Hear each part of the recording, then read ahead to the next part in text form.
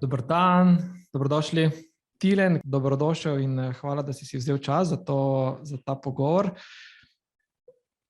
Ja, hvala za povabilo. Jaz poskušam svojo podjetniško pot čim bolj deliti z drugimi in ustvarjati tudi neko dodano vrednost za cel ekosistem s tem. Tako da to spada zraven, ta commitment spada zraven in ja, z veseljem govorim. Moram pa reči, da sem čezdalje bolj tečen na teh pogovorih. Tako bom mogoče vmes kaj več o tem povedal. Misliš, da ti je zmanjkalo? Jaz bi bolj rekel, da interpretiral to, da si postal bolj neposreden, mogoče manj diplomatski, kar pride z leti in z izkušnjami.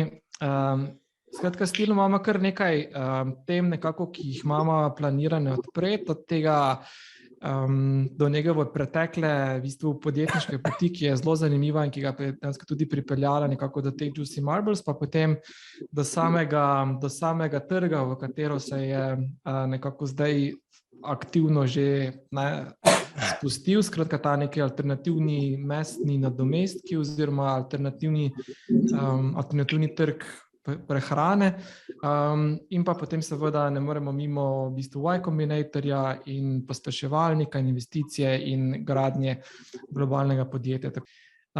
Evo, toliko za uvod, Tilen. Prej smo malo klepetali na začetku, da doživljaš en taki podjetniški déjà vu, ki mogoče niti ni to, ampak vseeno si znova na začetku ene zanimive podjetniške zgodbe, kot takrat, ko sta bila za Jako v D-Labsu. Gotovo vsi poznamo ta D-Labs, si že veliko o njem govoril. Zanima pa me mogoče malo primerjava enega in drugega scenarija in kje so različnosti in kje so podobnosti. Ja, v bistvu tako bom rekel, podobnosti so, ker pač na nek način oboje je startup, se pravi sploh ta del grajenja podjetja, se pravi strukture v podjetju, kateri kadri so pomembni, v kateri točki razvoja in tako naprej. Ta stvar je zelo podobna, ne? In tudi veliko izkušenj iz preteklosti lahko apliciram v zdaj, ne? Kjer je pa zgodba popolnoma drugačna, je pa to, in to je tudi, bom rekel, neka zavestna odločitev. Jaz, ko sem nekako razmišljal o tem, kaj bi sploh lahko še boljš od D-Labsa, kaj bi me motiviralo, kaj bi bil izziv, ne, sem imel nekako dajmo temu reči, dve zahtevi. Prva je bila ta, da ima zadeva nek pozitiven impact na planet. Zdaj jaz v Juicy Marbles to dosegamo skozi manjši impact na okolje z potencialnim zmanjševanjem živinoreje, ne? In pozitivnim impactom na ljudi skozi zmanjšan vnos škodljivih sestavin pravega mesa.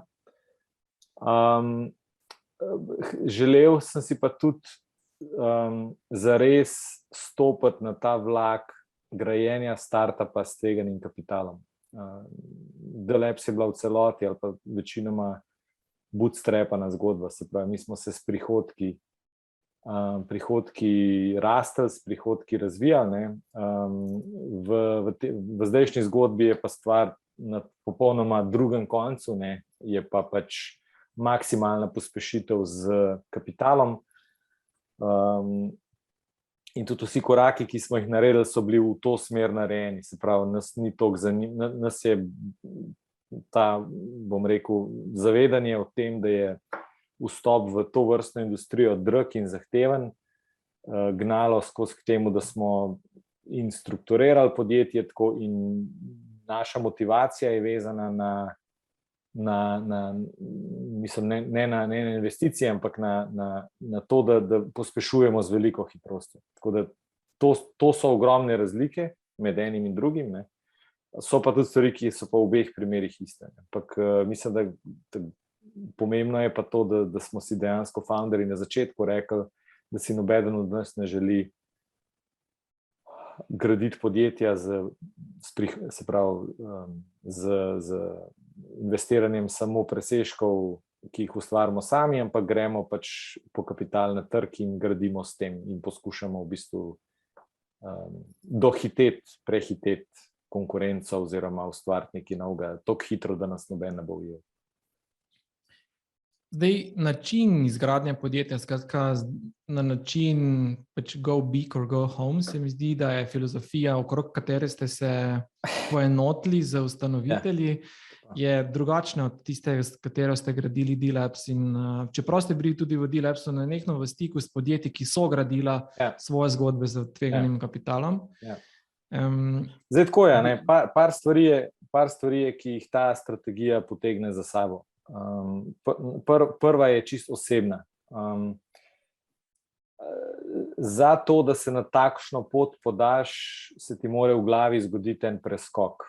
Jaz osebno sem predvsej bil, bom rekel, zapečen v smeri slovenskega podjetništva, ki se počasi in vztrajno razvija. Od dogodkov, ki jih vi organizirate, do pač vseh mentorstv in tako naprej. Ampak pogovarjaš se s slovenskimi podjetniki, ki morda delujejo v Sloveniji in po svetu, ne. Pa potem vsake toliko časa se pogovarjaš tudi s nekom, ki je pa iz tega, bom rekel, startup sveta Silicijeve doline oziroma bolj razvitih kapitalskih trgov, preleti z nekimi drugimi problemi. Ampak to je samo ena stvar, ta oseben commitment, da to želiš, je samo ena stvar. Druga stvar, ki je ful pomembna, je to, da dejansko toliko časa iščeš idejo oziroma jo preverjaš toliko časa ideje, da prideš do ideje, za katero je sploh smiselno iskati kapitala. Zdaj, v zadnjem času se sicer pojavljajo tudi vlagatelji, ni več težko najti vlagatelja, ki bo vložil tudi v startup ali pa v podjetje, ki mu obeta, da bo dajalo dividende. To ni več, se pravi, tudi angelskih vložkov v takšna podjetja je danes možno dobiti. Seveda je pa težko pričakovati zneske, ki bodo omogočali nek breakthrough razvoj, če so pričakovane dividende. Tako da ena taka stvar, ki jo je bilo meni težko sprejeti, je to, da v bistvu si moramo za cilj dati cilj, ki realno omogoča, da neko podjetje zraste do 100 milijonov dolarjev, evrov prihodkov na leto. To je tudi nekak pogoj, ki ga recimo Y Combinator, bomo kasneje govorili, ki ga Y Combinator pričakuje. Se pravi, to, da founder zna razložiti pot ali pa način, kako se bi teoretično to podjetje lahko razvilo do 100 milijonov prihodkov na leto.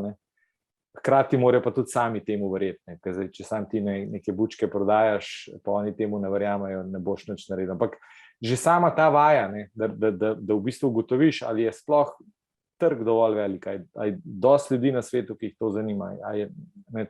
Ta vaja je včasih težka. Pri nas je bilo relativno enostavno. Mi smo si rekli, mi hočemo zamenjati pravo meso z našim v segmentu stejkov in pač trg stejkov na svetu je dovolj velik. Se sliši zelo pompozno, ampak dejansko ta način razmišljanja rabiš zapopasti, če hočeš vstopiti na ta vlak.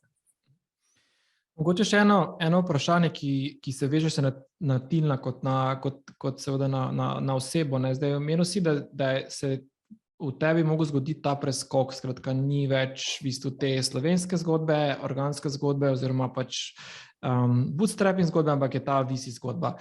Zdaj, Tilen ni več, bom rekel, naivn mladenič, ki je v bistvu je ta naivnost... Sam naven ne. Na noter sem 23-letnik, ki je lihkar faks naredil. Ok, ampak naivn v smislu, da nisi videl zgodb, pa nisi bil priča zgodbam, ki so rastle na VC način in bil priča pozitivnim in negativnim outcomom tovrstnih zgodb. To pa absolutno več nisi, saj si v bistvu predolgo, preaktivno si v ekosistemu, da bi preprosto to lahko zignoriral oziroma to poznaš to zgodbo. In zdaj je bil ta preklop oziroma ta zavestna odločitev, da greš na eno zelo v bistvu naporno pot pri letih, v katerih si verjetno ok situiran in imaš lepo življenje, je bila zahtevna. S kakšnimi strahovi, notranjimi in zunanjimi si se bojeval, če si se sploh? Ja, sigurno, ne. Pot je bila zahtevna. Mislim, bilo je kar nekaj stvari, ki so se mogle zgoditi, oziroma razmislekov in pogovorov, ki sem jih mogel opraviti, ne. Pa lahko gremo kar po vrsti, pa boste sami presodili o teži teh pogovorov, ne. Prvi pogovor je seveda bil zapustiti Delabs, ne. Zapustiti firmo, ki si jo 10 let soustvarjal,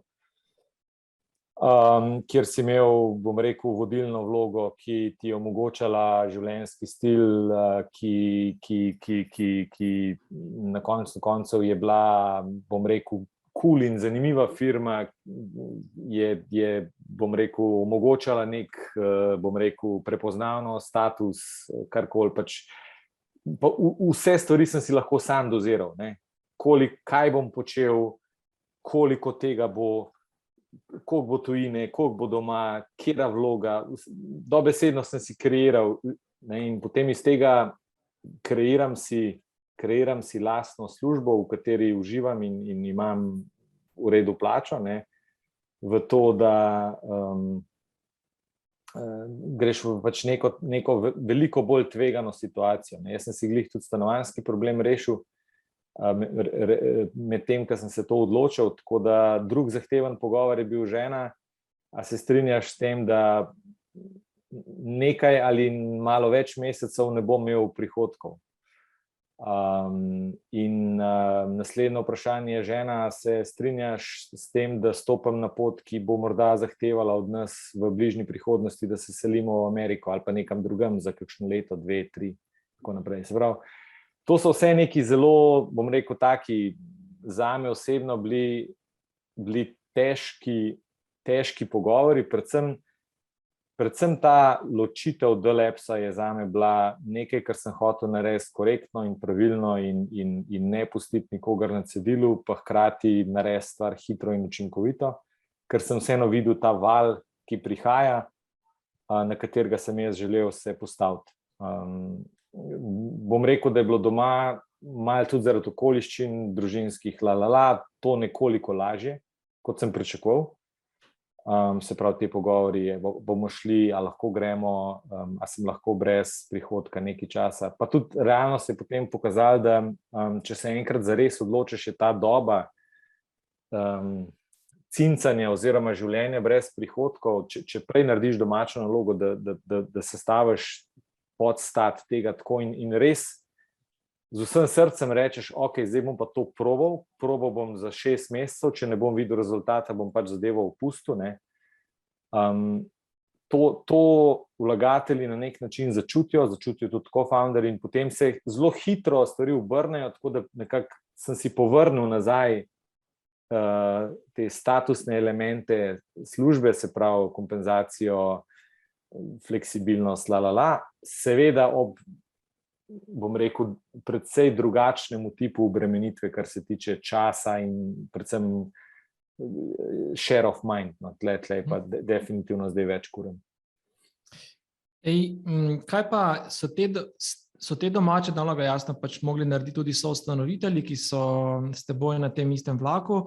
Je imel kdo izmed soustanoviteljev kje težave ali je morda celo kdo izmed potencialnih soustanoviteljev odpadel, ker pač mu ta domača naloga se ni sestavila? V bistvu je tako, da je ta Luka in Maj, študentska ekipa, na začetku imela še enega člana, ki se je pač še preden sem se jaz z njima začel ukvarjati, pa glih jaz sem jih začel mentorirati, pa se je pol ta tretji član odločil, da bo raje šel na Erasmus izmenjavo. Tako da to nekaj tega se je zgodilo, ne, in že tukaj se je nekako ta brezkompromisnost čutila, ne, ampak čutila se je pa tudi recimo, ko smo zabili Altburger, ne, ko smo ugotovili, da smo ga poslovno zavozili, zdaj marsikdo bi vztrajal, mi bi ga lahko prodajali še v manjših trgovinah, pa lahko bi se šli marketingu šparu, pa lahko bi gradili firmo iz tam ven, ampak smo ugotovili, da v bistvu naš produkt nima nobene konkurenčne prednosti. in da bi bilo to v bistvu vaja v prodaji povprečnega produkta in smo pač rekli, da mi se tega ne gremo. Sej marsikomu je vzel sapo, ne. Priložnost, ki ti jo šparda, ste zavrgli. Ampak mi smo ugotovili, meni je bilo malo jasno iz finančnega vidika, fantoma je bilo jasno bolj iz tega emocionalnega vidika, koliko dela je bilo vloženega, pa kakšen izplen prihaja, da se tega ne gremo.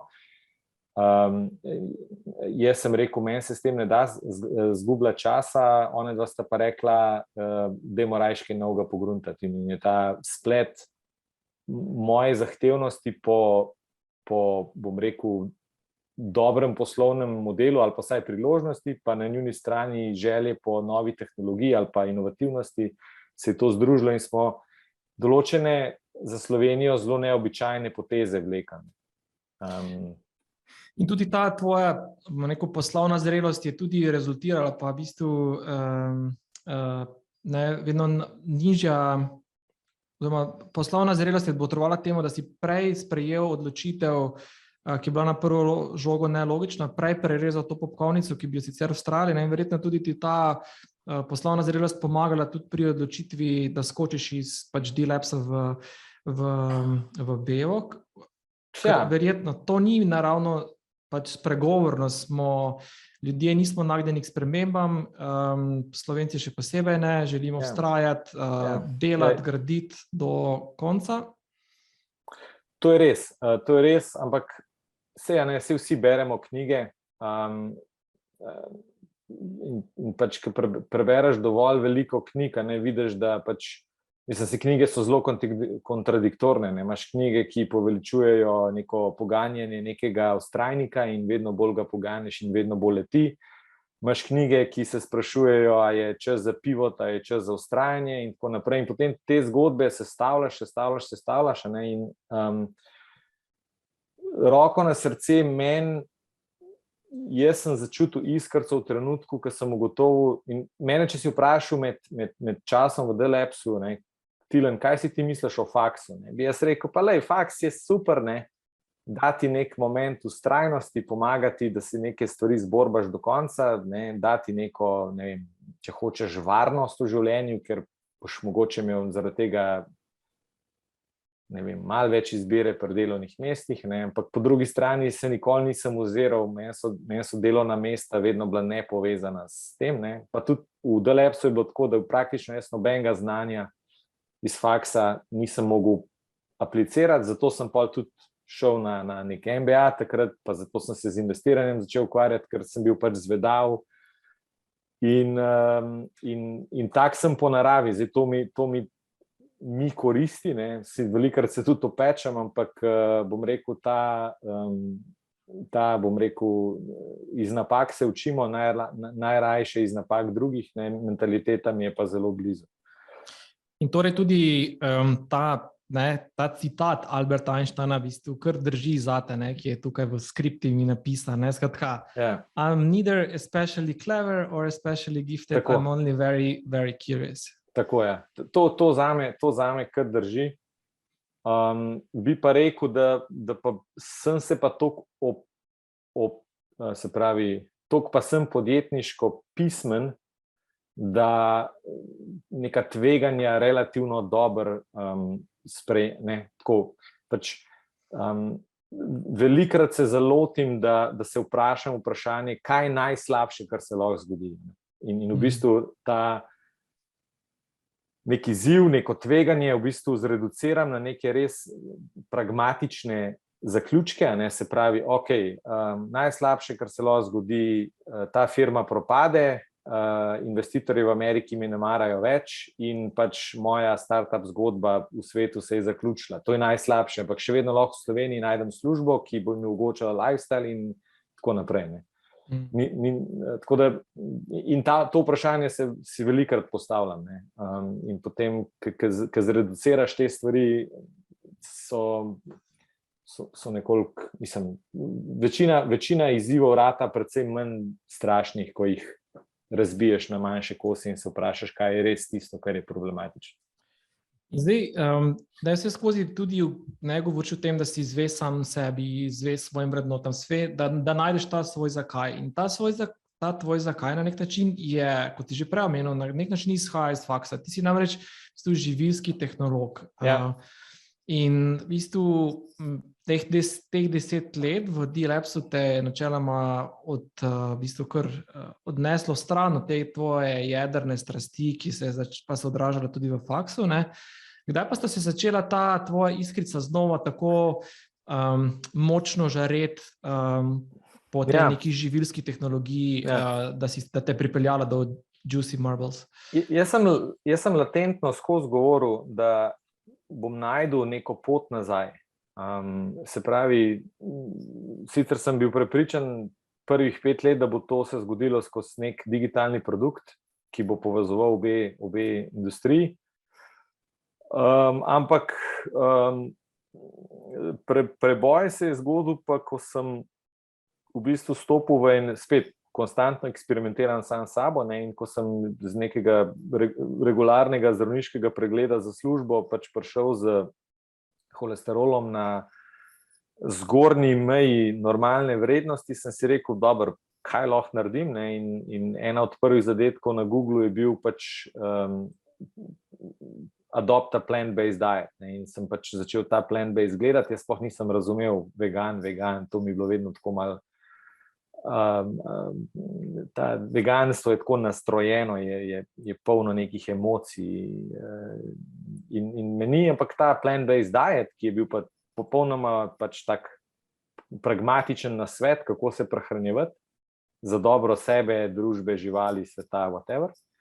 In sem to probal. In sem to probal en mesec, en pol leta, en leto, tako naprej. In potem čez nekaj časa, seveda, ko začneš iskati določene izdelke, ki mogoče ti pa manjkajo, ne? Manjkajo maslo, manjkalo mi je, pač, ker si navajen in iščeš nadomestke in ugotoviš, da v bistvu se razvila industrija znotraj živilske industrije, ki so praktično startupi, ne? In funkcionirajo na isti način, kot sem prej startupe poznal iz IT scene, financirajo se na isti način, bom rekel, isto delovno okolje ustvarjajo, iste probleme imajo, tako pač nekako to znam, ne, dajmo iskati naprej. In potem kar naenkrat vidiš, da v bistvu imaš na nek način izkušnje iz startup sveta, razumeš, kako te stvari funkcionirajo, financiranje, dokazovanje uspeha, bla, bla, bla, bla. Na drugi strani pa poznaš še industrijo, ne, se pravi, meni je šlo vedno na smeh, ko vidim nek nov živilski izdelek, kot živilski tehnolog, pač ga vedno oceniš, a je dober, a ima dober brand, in a je to neka tehnološka inovacija. In pa se začneš smejati, ko vidiš, da večina novih živilskih izdelkov na trgu v bistvu ni kakšna posebna inovacija. So, ne vem, nov okus, drugačna embalaža, drugačna oblika, ampak ni nekih prebojev. In potem vidiš, da za večino teh zgodb stojijo v bistvu marketing ljudje, ne, ni pa tehnologov. No, in ravno, ko sem jaz o tem razmišljal, kako je pa zdaj to drugače, sem pa srečal Maja Paluko. In so se zvezde poklopile in ste začeli v bistvu zgodbo. Ja, zgodbo smo začeli tako, da smo na enem hackathonu v Kamniku, v bistvu sta onedva prišla in sta predstavila neki izdelek, oziroma sta ga razvila. To je bil en bioreaktor za domačo rabo, noben drug v sobi ni zastopil, kaj to je. Mi smo se pa ful poštekali, ker je bilo med IoT-om in biotehnologijo, in od takrat naprej smo v bistvu začeli, bom rekel, sedeti skupaj in tuhtati o tem, kaj bi se dalo in kaj se ne bi dalo. In potem jaz sem zares njiju dva najprej videl kot mentoriranca, za katera, jaz sem ji dal najprej v predalček, to je pa talent, v katerega bi jaz investiral nek kapital, ko bosta prišla do neke prebojne ideje. Dajmo jih držati zraven, dajmo pomagati, zato da bi tisto neko idejo, do katere bi prišla, potem začel financirati. Se je pa kar hitro zgodilo to, da je prišlo do situacije, ki sem jo že prej opisal, da je bilo treba skočiti ali se odločiti in skočiti, in potem sem to naredil.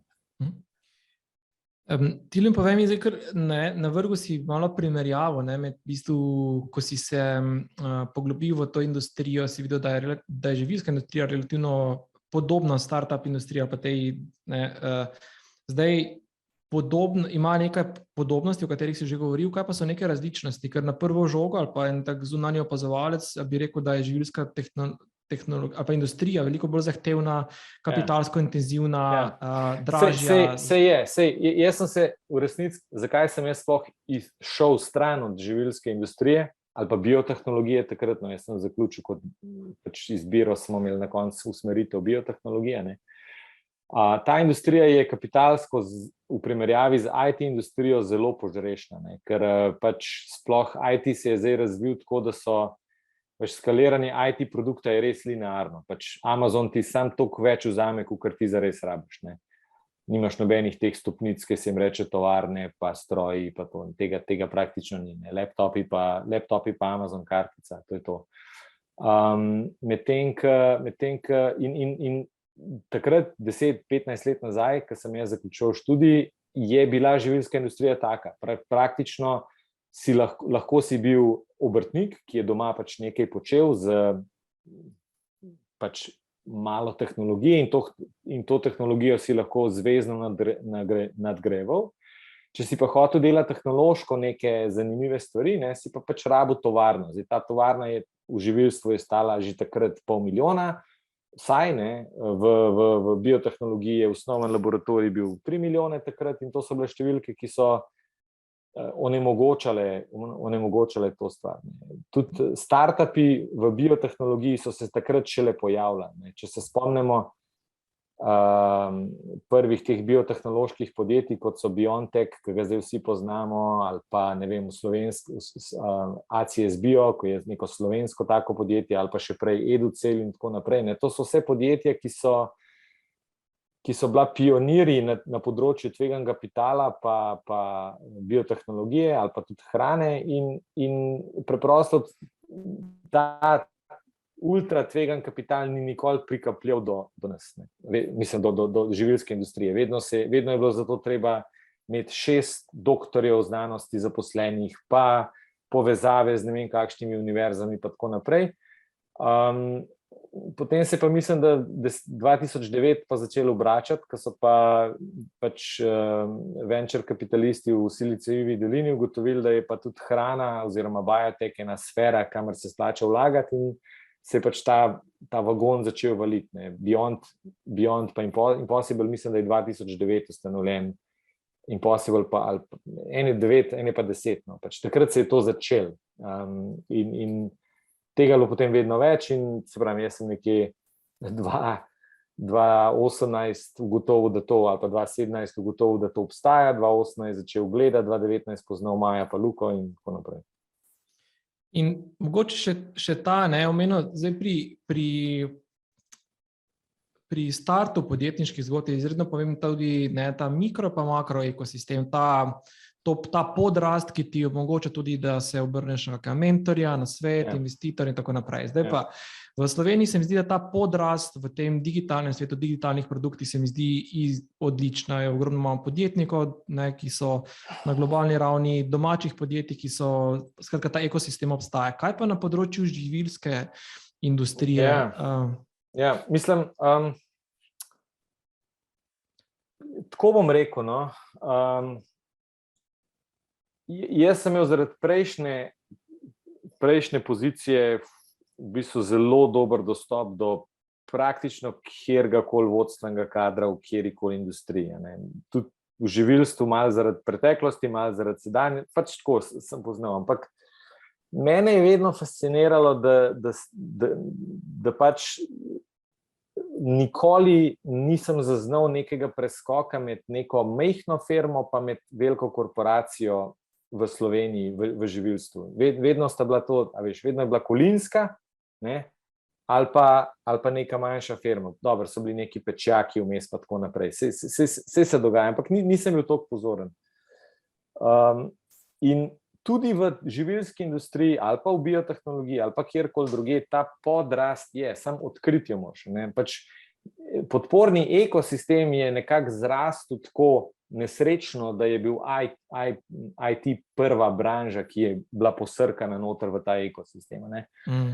Jaz sem pol s Tomažem Lahom, ki je eden od, bom rekel, ključnih oseb, ki mi je na tej transformaciji pomagala, sem precej debatiral, kaj bi jaz kot posameznik lahko v živilski industriji znanjem, ki ga imam, počel od svetovanja, razvoja, bla, bla, bla, tako veliko enih stvari, ampak ta pripravljenost pomagati obstaja, tako da to pač tle polagam vsem na srce. Praktično v vsaki industriji najdeš podporno okolje, je pa res, da ta startup ekosistem formalni, katerega člani ste tudi vi, je zgodovinsko preferiral IT zaradi pač razlogov, ki so jasni, ampak ni pa temu več tako. In tudi recimo v Y-Combinator, v katerega smo vstopili, intenzivno širi industrije, v katere vstopa. Sicer zelo tehnološko, robotika, vesolje, avtonomna vozila, pač tako zelo iz IT-ja ven izhaja, ampak se tudi dotikajo bioteka in tako naprej, in se zgodba širi. In zdaj, če pogledamo torej štart in kje ste v bistvu danes, če to nekako razširimo pa pohitrimo čas, glede ekipe, glede produkta, Y-Combinator je za vami, zdaj tako malo, da orišeš stanje Juicy Marbles. Mi smo 2019 junija ustanovili firmo.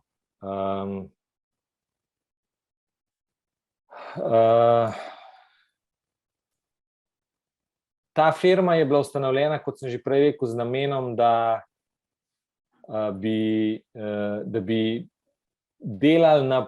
Jaz sem tako rekel, dajmo v firmi ustvarjati, ker če bomo v firmi ustvarjali,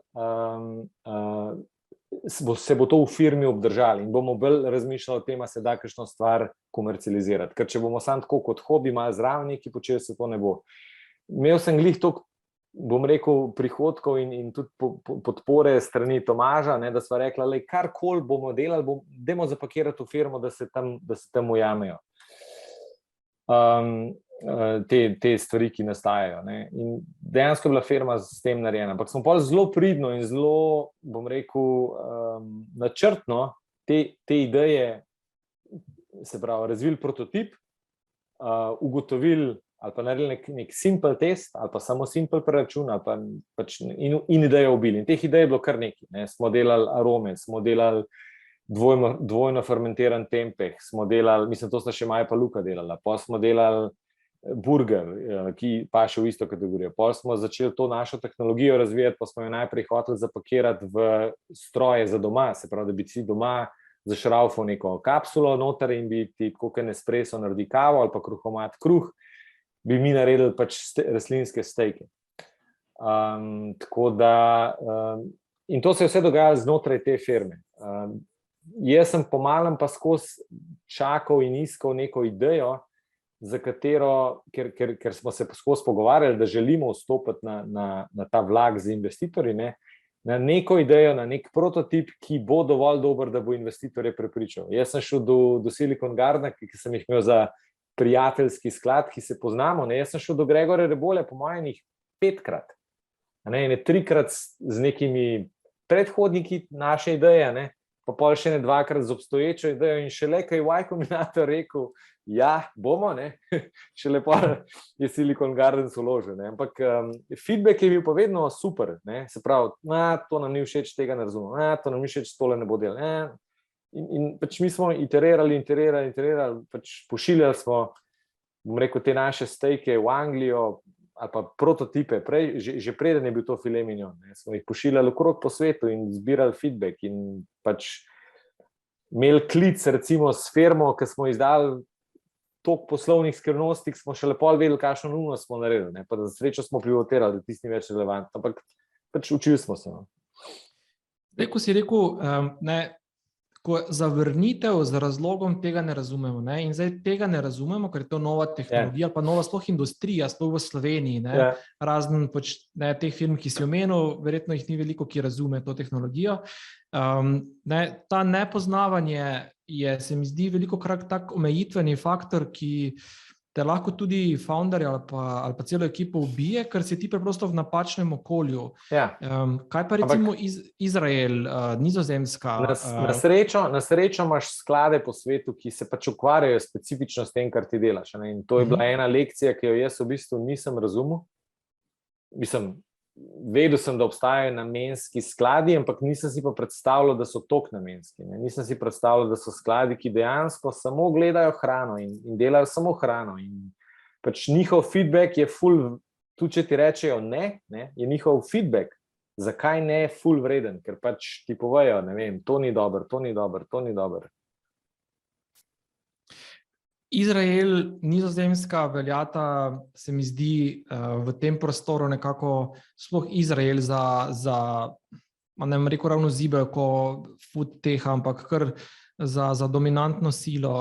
Kakih ti vidiš zdaj, ko si v tem procesu verjetno poskeniral okolja, sklade, ekosisteme, ki so relevantni? Izrael je močen zaradi dveh stvari. Prva stvar je to, da oni v bistvu strokovnjake, ki so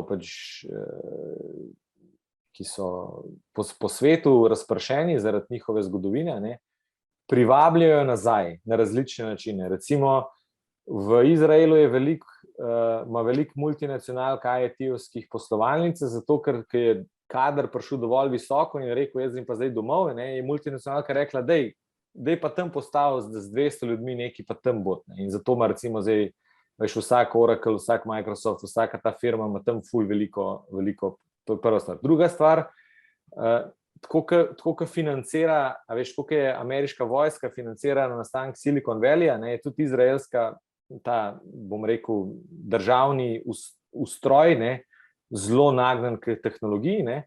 Zdaj, za hrano je pa še ena specifika, ki je zelo zanimiva in to je to, da oni imajo relativno stroga prehranska določila. Imajo košer. Košer ima 3 frakcije, ena od teh frakcij je veganska.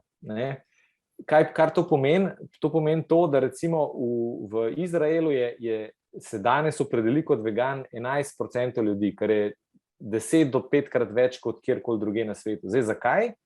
Zato, ker je ena od frakcij košerja je veganska in to ni tako samo floskula, ampak tudi pač, če si vojak v izraelski vojski, kjer pač moraš biti, se to spoštuje.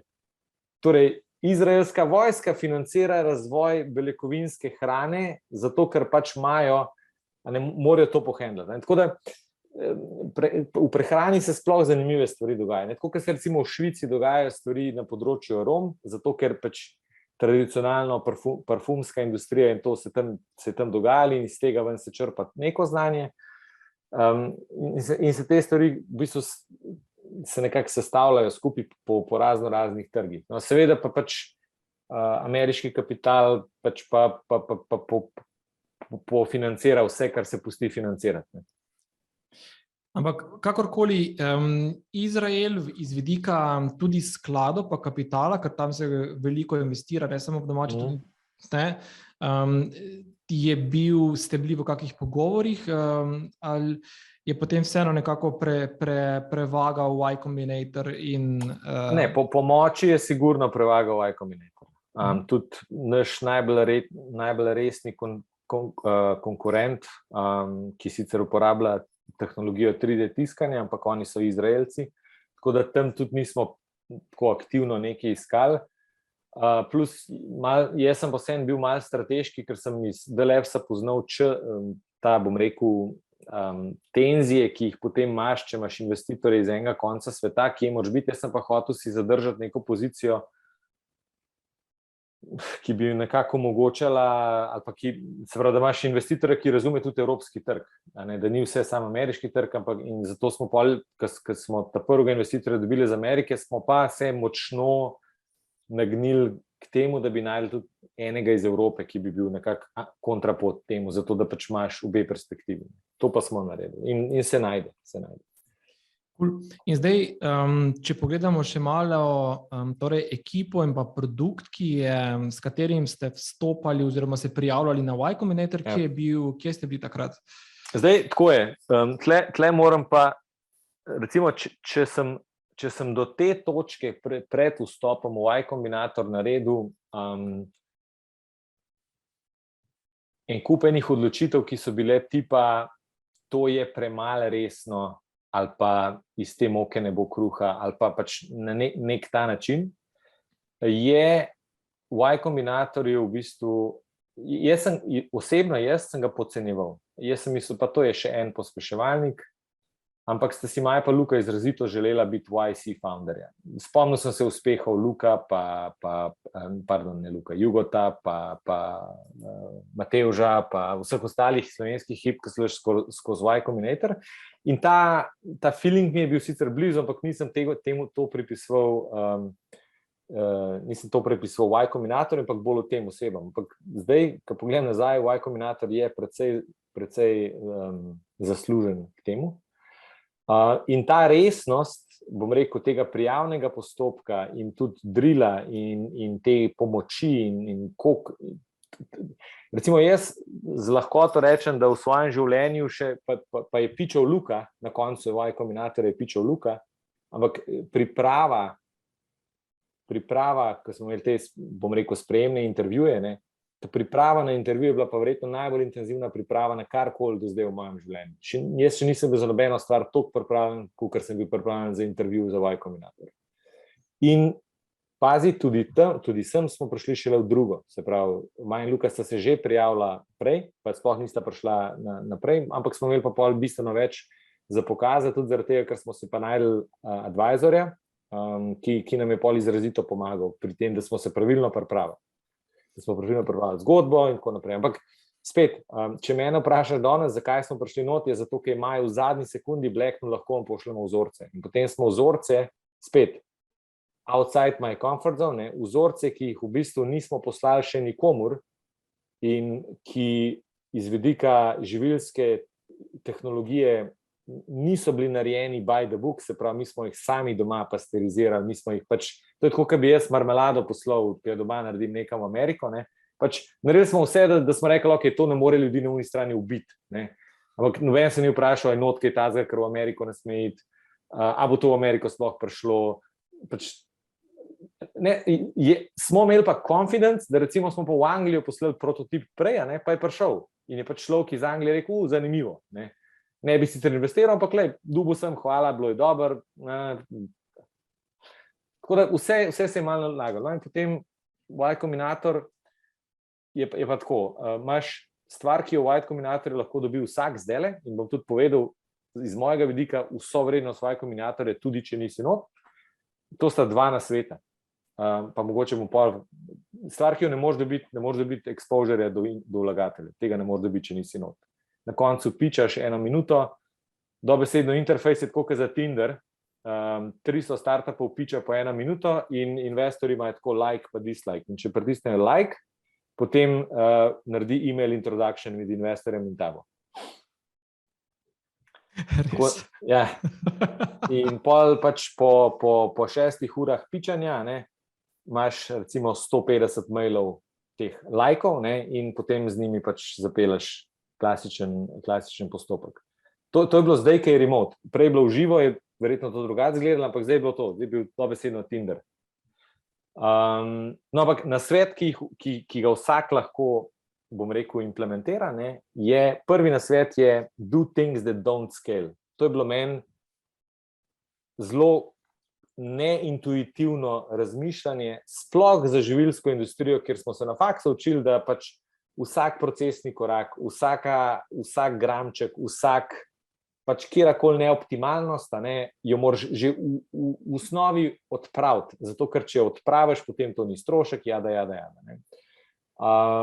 In Y Combinator tle pride in ti reče, ne, ni res. Ne. Ti moraš narediti nekaj, kar bo ljudi sezulo, in potem, ko ljudi to sezuva, začneš razmišljati, kako boš to skaliral. In pol ti dajo primer Airbnb, kjer je bilo točno to. One dva sta toliko časa, bom rekel, peglala tisto svojo izkušnjo, pa kako bosta te stanovančka slikala, pa sobico, pa kaj, pa čips tam, pa to, pa on, pa tret, da je pač ljudi začeli sezuvati in potem sta to začela skalirati. Se dobro, malo je zavito zgodbo. To je prvi nasvet. Drugi nasvet, ki pa jaz sem ga pa nekako že prej povedal, ne, je pa to, da če hočeš vstopiti na ta vlak, pa pač moraš narediti načrt, kako bo to postala 100-milijonska firma, ali pa kako bi to lahko postala 100-milijonska firma, tudi če mogoče, bom rekel, je veliko stvari noter neznank, pa ne veš, ampak če si ti ne znaš predstavljati, kako bo to 100-milijonska firma, bo to začutil Y Combinator in pač sploh ne boš prišel noter. Prej si omenil, da si podcenjeval na nek način to moč ali pa ta momentum Y Combinatorja. Kateri element te je tako presunil, tako v bistvu navdušil, da fakt si rekel to? Ja, eden so sigurno te nasveti, ne. Te nasveti in koncepti, recimo en tak ful močen nasvet je, investorji skozi gledajo nate tudi skozi prizmo, a si ti default dead ali default alive firma. Ne? Se pravi, v vsakem trenutku je vsako podjetje lahko default alive ali pa default dead. Kaj mislim s tem? Če si ti default alive podjetje, ne, potem bo to podjetje živelo tudi, če ne dobi investicije. Pač ustvarja prihodke, mogoče bo treba porezati ful stroškov, ampak je default alive, se pravi, podjetje že živi samo sebe. Mogoče ga je treba malo optimizirati, ampak živi. Ne? Default dead, to smo recimo zdaj mi, ne? Si pa takrat, ko pač, če ne dobiš naslednje investicije, ugasneš. Ne? In naša naloga do naslednje runde financiranja je, da se v bistvu spravimo iz default dead v default alive. To je en tak koncept, ki veliko podjetij v Sloveniji je default dead, pa sploh ne vejo, da so. Ne? Pa so bootstrapane, pa so default dead. Mislim. En tak koncept, ki sem se pa smejal, ne, ali pa dva statementa, ki sem se pa dobesedno smejal na intro dnevu, ne, pa sta zdaj, vem, da sta res. Ne. Prva je ta, da ti rečejo, you will become a more formidable version of yourself. To se meni zdaj toliko smešno, da smo pol ameriško firmo pomenjevali Formidable Foods. Ampak dejansko, ne, pol, ki greš gledati pomen besede formidable, dejansko ugotoviš, da je to res. Da te toliko skočajo, dajo ti neko samozavest, dajo ti nek naboj, ki ti omogoča potem, da drugače začneš razmišljati o stvareh. In drug statement je bil, da so to 3 najbolj leverage meseci tvojega življenja. Se pravi, v teh 3 mesecih imaš v rokah največji vzvod za svoje življenje. Kar je tudi zelo pretenciozno, če tako gledaš, da nekdo to reče, ne? Ampak tudi to drži, tudi za nekoga, ki je recimo toliko videl, kar sem jaz, pa toliko skozi dal. Zame je definitivno to bilo 3 meseci z največjim vzvodom v življenju. Če ta vzvod malo materializiraš skozi besede, številke, oziroma ga malo konkretiziraš, kaj so bili to kontakti, so bili to founderji, so bili to investitorji, vse skupaj, znanje. Tako, v številkah, na koncu se predstaviš 3000 vlagateljem. Founder community, ne vem, koliko je zdaj članov. Vsi te člani absolutno pomagajo. To je tako, rabim nekoga za distribucijo mojega izdelka v Čilu, to napišeš in v roku pol ure se bo nekdo javil, moj prijatelj ima firmo, ki dela distribucijo tega pa tega v Čilu. Tako, ta community je res neverjeten. Ampak pa tudi neko zagotovilo, da pač, če prideš v YC, je to skoraj zagotovilo, da boš dobil seed rundo. Neko signifikantno. Mogoče ne milijonsko, ampak sigurno nekaj boš naredil. In ta seed runda, v narekovajih, je prišla potem nekaj mesecev kasneje, to je torej teh 4,5 milijona dolarjev, ki vas zdaj pripelje do kam. In by the way, Monika, hvala za vprašanje, bomo odgovorili še kasneje malo pri investitorjih, skratka, kje iščete investitorje, bo kasneje Tilen odgovoril, prej pa še to, skratka 4,5 milijone kot posledica Y Combinatorja, da pridete, prej si povzel iz default dead v default alive podjetje. Tako. Zdaj, pač cilji, ki jih mi imamo, je zagon proizvodnje, ki bo omogočala to, da izdelek oziroma traction, se pravi prodajo tega izdelka, potrdimo na 2 trgih, na ameriškem in na evropskem. In pač zato imamo na voljo ta sredstva. Kar nekaj teh sredstev je šlo za vzpostavitev tovarne, nekaj teh sredstev bo šlo pa za pač potrditev teh prodajnih /traction ciljev na obeh trgih. Ampak, če pogledam skozi prizmo v bistvu trga, na katerega vstopate, zdaj, ko si rekel, ko si začel stavek prodajo na 2 trgih, bi si človek mislil, okay, to sta trga Avstrija pa Madžarska, ne, pa izbral si v bistvu skoraj 2 največja trga ali pa na svetu. To je relativno malo denarja za to, zato, ker v bistvu, hipotezo. Ker mi želimo samo pokazati, ali pa mi moramo najprej dokazati, da obstaja potreba po teh izdelkih na trgu. Zdaj smo to naredili v nekem takem zelo nahajpanem ekosistemu Y Combinatorja in prvega PR boosta, ki je bil pač prvi plant-based filet mignon in lahko smo tudi izdelek prodajali po absurdnih cenah. To je sicer fajn, jasno pokaže z nekaj 10,000 prodanimi, se pravi evri prodaje, pokaže, da trg želi to vrstne izdelke. Pokaže do neke mere tudi neko cenovno elastičnost, da so ljudje pripravljeni precej plačati za to vrstne izdelke. Ampak naslednji dokaz je pa, kako veliko maso kupcev ti lahko naslavljaš.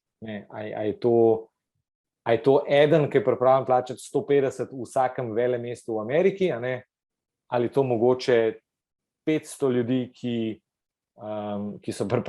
bi to radi kupili na tedenski ravni, ali je to mogoče 10,000 ljudi v vsakem mestu, ki bi to kupili vsak dan. In ta eksperiment, to je zdaj neka naslednja faza. Zakaj 2 trga? Zato, ker to je pa neka naša, bom rekel, posebnost. Mi si dejansko želimo preveriti oba trga naenkrat, pa se pol odločiti, kjer mu trgu dati prednost. Kakšna je ekipa danes v Juicy Marbles, po številu ljudi, po strukturi približno? Danes nas je 15, poleg 4 co-founderjev in 2 delavcev v proizvodnji, so ostalo v bistvu vse inženirski kadri, se pravi za različne profile. Zdaj, čas se nam izteka, tako da zdaj, ki želite zastaviti kakšno vprašanje, pohitite. Moniki, pa da skočimo Moniko in Nastjo, obe imate vprašanje vezane na investitorje. Skratka, Monika, kje iščete investitorje? Prvo vprašanje, in pa Nastja se je potem pridružila, navezala na to vprašanje, koliko investitorjev imate v tem trenutku v podjetju in ali večje število le-teh lahko tudi negativno vpliva na podjetje, upravljanje podjetja, verjetno vodenje podjetja. Si imela v mislih mogoče tako en investitorski odgovor? Najprej mogoče Nastja, ki je lažji odgovor. Naša matična družba je v Ameriki, zaradi tega, ker Y Combinator zahteva, da se pač headquarter preseli v Ameriko. Investitorski sistem, tam imamo pač delniško družbo in investitorski ali pa upravljanje družbe v Ameriki v dobi elektronskih podpisov in vsega tega nam ne predstavlja zaenkrat, poudarjam zaenkrat, nimam ful izkušenj, ampak tudi, bom rekel, nasvet Y Combinatorja je bil, da naj se s tem ne ukvarjamo, ker to ni več problem v Ameriki. Če bi mogel to narediti v Sloveniji, pa zaradi vsakega hoditi k notarju, bi bilo to nesmiselno. Imamo pa preko 20 vlagateljev. Zato, ker Y Combinator nekako insistira, da v tej Tinder fazi zbiranja investitorjev v bistvu vzameš denar oziroma tako 2 dogodka imaš. Prvi dogodek je za alumnije Y Combinatorja, kjer lahko vsi ostali founderji, ki so v Y Combinator ekosistemu, vlagajo v startupe, in tam vzameš tudi zelo majhne čeke. Mi imamo najmanjši ček, imamo $10,000. Zato, ker pač Y Combinator insistira na tem.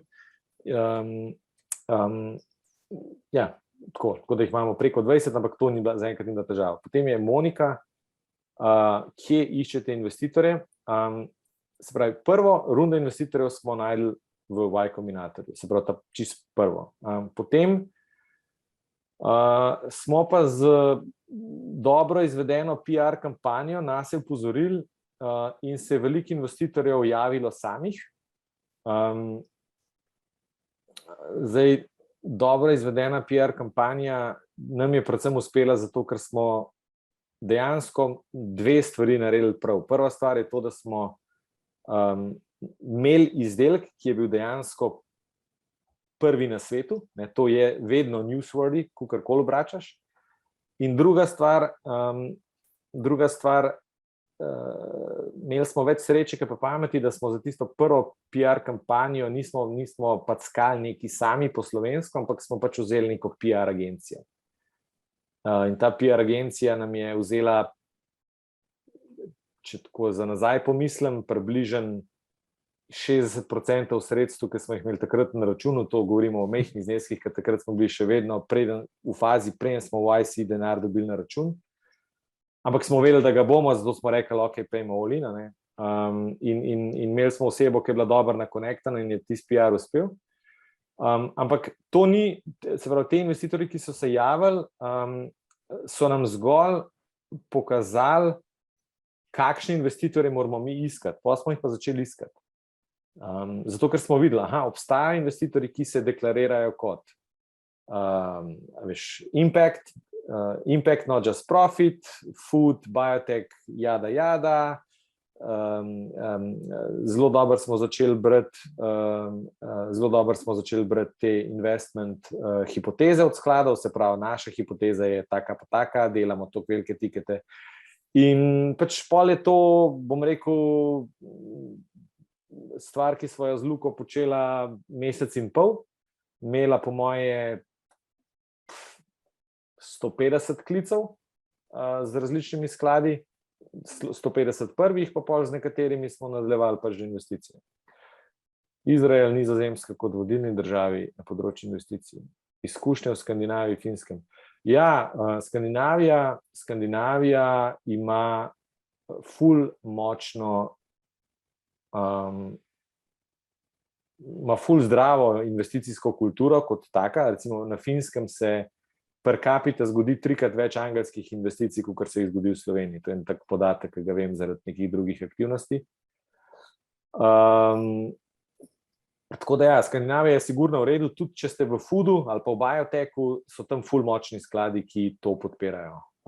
Tam vemo vsi, da je Oatly tam doma. Oatly je zdaj pač šel na borzo 10 milijard in tam se kar nekaj ljudi zdaj ukvarja z vlaganjem. Monika, še eno vprašanje, dober PR postavljen brand in verjetno targetiranje že vnaprej, potem, ko je bila zdaj ena PR akcija. To s targetiranjem ne zastopam. Ja, brand pa sigurno, tega se mogoče nismo dotaknili. No. Verjetno ste zdaj poslušali samo o tehnologiji. Zelo pomemben del našega podjetja, ki je odgovoren za to, da je na nek način podjetje postalo bolj realno, kot smo v tistem trenutku bili, je pa seveda brand. Za brand smo, bom rekel, po spletu okoliščin se odločili za Vladimirja Mičkoviča že prej, že z Altburgerjem, že tisti brand, ki je bil on še v kući, nam je pomagal postavljati in takoj, ko je kuća šla, sem ga poklical in rekel, Vlad, kaj zdaj delaš? In smo se hitro zmenili. Brand je, ne morem povedati, koliko je pomemben. No? Enako pomemben kot tehnologija. Recimo, če je za ene vlagatelje tehnologija bolj pomembna, je za druge vlagatelje brand bolj pomemben. In če delaš hrano, rabiš v tej točki oboje. Mogoče se glede tega branda. Zdaj, brand se mi zdi, da je moj občutek zelo drugačen od, bom rekel, drugih brandov, food brandov. Je zelo tak, jaz bi skoraj rekel, da je malo kontroverzen, zelo je drugačen. No? Ja. In zdaj, glede na to, da je vaša strategija vseeno predred v mainstream in se na policah kosati z ostalimi, bom rekel, bolj običajnimi kosi mesa in prehrane, je to kar drzna strategija? Je to namenoma tako, ali se boste nekako down the road malo bolj zlili z vsemi ostalimi? Mislim, mi vedno rečemo, da se je naš brand rodil 1. januarja lansko leto. In pač zdaj je nek tak dojenček, ki še lula in kaka v plenice. To ni fajn, to ne moreš po svetu hoditi, tako da kakaš v plenice, ne moreš odrasti. In ja, naš brand bo sigurno odrastel. Je pa res, da brand tudi polarizira. In imeli smo kar nekaj investitorjev, ki nam je reklo, ne hvala, vaš brand nam ni všeč. Ampak teh investitorjev je bilo zelo, zelo, zelo malo, če gledam celo maso.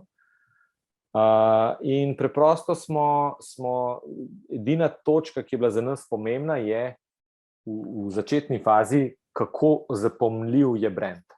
Se pravi, in ko ti enkrat slišiš Juicy Marbles, tega skoraj da ne boš več pozabil.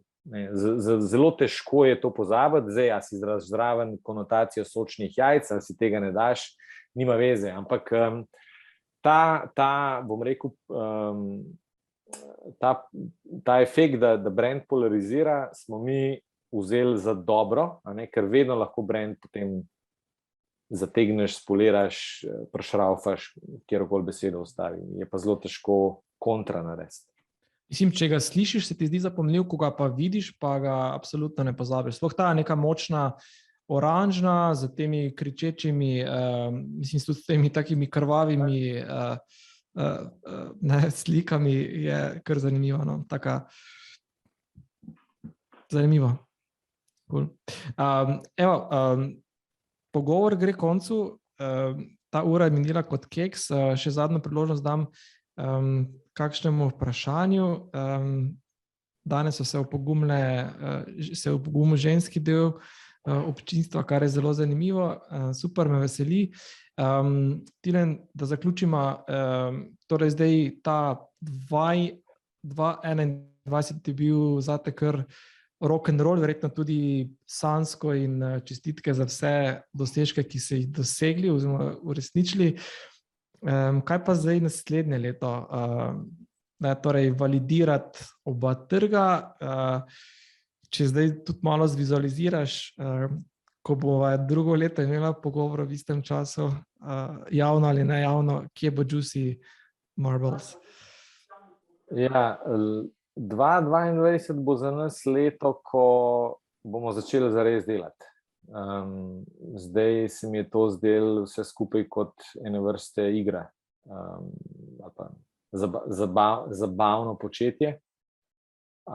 Vsi so bili vzponi in padci, ampak bilo je zelo podobno neki igri Monopolija, če hočete. Zdaj 2022 postajajo pa problemi bolj opremljivi, cilji bolj opremljivi, naloge bolj zahtevne, pač podjetje je zraslo in tako naprej. Tako da ja, bo zelo, zelo delovno in jaz mislim, da bo za Juicy Marbles uspeh, če se bo drug let takle čas pogovarjala. Recimo, da bom jaz sedel v kakšni drugi evropski državi ali pa celo Ameriki, ravno iz sestanka z nekim retailerjem, hopefully z uspešnega sestanka. Super. Andraž je pohitev za zadnje vprašanje. Evo, kaj je vaš največji problem, ki ga rešujete in kako lahko pomagamo? Problemov imamo kar nekaj. Kako ga lahko pomagate rešiti? Ja, zdaj vsak problem ima svojo rešitev. Zdaj, če bi me vprašali predvčerajšnjem, kaj je moj največji problem, bi rekel vrata. Pač dobava vrat se nam je zavlekla. Zdaj tega problema ni več, je pa sigurno kakšen drug, ne vem, milijon problemov. Skratka, največji problem pa verjetno je, da vsi začnemo razmišljati, sam pri sebi, pa mi, da smo imeli že kar veliko takih pogovorov o prehrani in načinu prehranjevanja in prihodnosti, se mi zdi, da en velik problem, ki ga vsak pri sebi lahko pomaga reševati, je, da začne razmišljati o drugih vrstah hrane. No.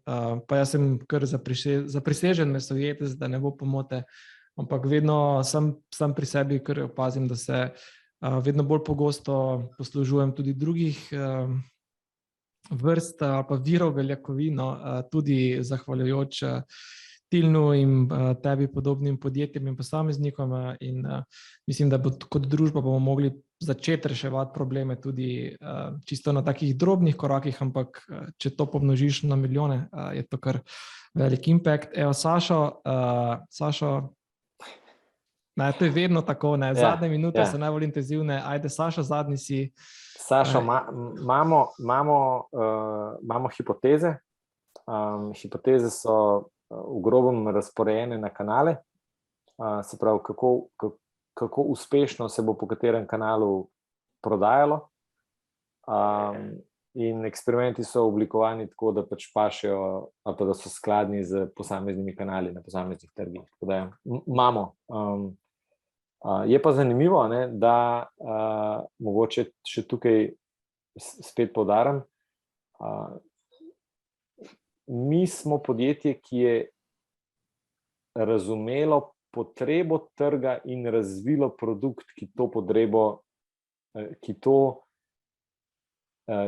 ki te potrebe še ni znal razložiti, jo je pa imel. Ne? Se pravi, vsi bi radi jedli stejke, vsi bi radi boljš jedli veganske stejke, ampak zdela se ideja še pred enim letom pa pol nemogoča. Ne? Tako da smo eno od tistih firm, ki more izobraziti svoj trg, da to zares potrebuje, kar je še svoj vrsten izziv, in tudi mogoče neke eksperimente, kako testirati trg, moraš zato malo prilagoditi. Ampak zato imate pa Sašota, da vas kaj nauči, kako se to nastavi.